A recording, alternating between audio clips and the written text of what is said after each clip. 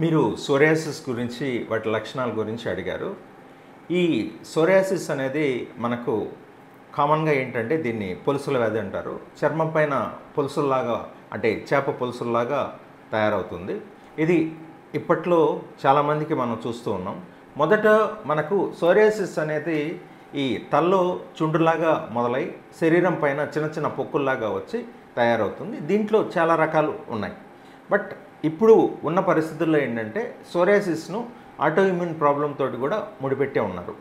కానీ ఈ సోరియాసిస్ చర్మంతో పాటు వేరే అవయవాలకు కూడా వస్తూ ఉంటాయి. ముఖ్యంగా ఏంటంటే సోరియాసిస్ వచ్చిన పేషెంట్స్కు గోర్లు కానీ తల్లో కానీ పొలుసులతో పాటు మనకు కీళ్ళవాతంలాగా వస్తూ ఉంటుంది. అయితే సోరియాసిస్కు ఏవైతే మెడిసిన్స్ అనేటివి వాడతామో ఈ కీళ్ళవాతానికి సంబంధించి మనం వాడుతూ ఉంటాం. కాకపోతే సోరియాసిస్ కొంతమందికి చలికాలంలో పెరుగుతుంది, ఎండాకాలంలో తగ్గుతూ ఉంటుంది. ఇది సీజనల్ ఫ్లక్చుయేషన్ అనేది చాలా ఎక్కువగా కనిపిస్తూ ఉంటుంది.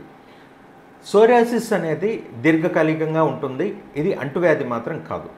ఇది సోరియాసిస్ మొదలయ్యేటప్పుడు ఎర్రగా చర్మం వచ్చి దానిపైన పొలుసుల్లాగా తయారవుతూ ఉంటుంది.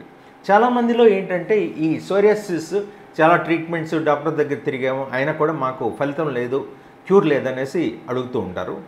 మనకు సోరియాసిస్ అనేది ఫలితం కోసం కంటే అంటే దీని ట్రీట్మెంట్ తీసుకున్న తర్వాత జబ్బును మనం కంట్రోల్లో చేసుకోవడం అనేది మంచిది, కానీ క్యూర్ అనేది దానికోసం తాపత్రయపడి అందరి దగ్గర తిరగడం అనేది మంచిది కాదు. మనకు సోరియాసిస్లో చాలా అధునాతనమైన చికిత్సలు ఉన్నాయి. అయితే సోరియాసిస్ లిమిటెడ్గా ఉన్నప్పుడు ఏంటంటే కొంతమందిలో చిన్నపిల్లల్లో కానీ లేకపోతే పెద్దవాళ్ళల్లో కానీ ఎగ్జిమర్ లేజర్ అనేది చేస్తూ ఉన్నాం. కొన్ని మందులు ఇప్పుడు చాలా మందులు అందుబాటులో ఉన్నాయి. సోరియాసిస్ను మనకు ఈ మందుల ద్వారా లేజర్ కానీ లేకపోతే పోవా థెరపీ ద్వారా కానీ మనం అధికం కాకుండా అరికట్టుకోవచ్చు. Like and subscribe Eagle Health and Beauty.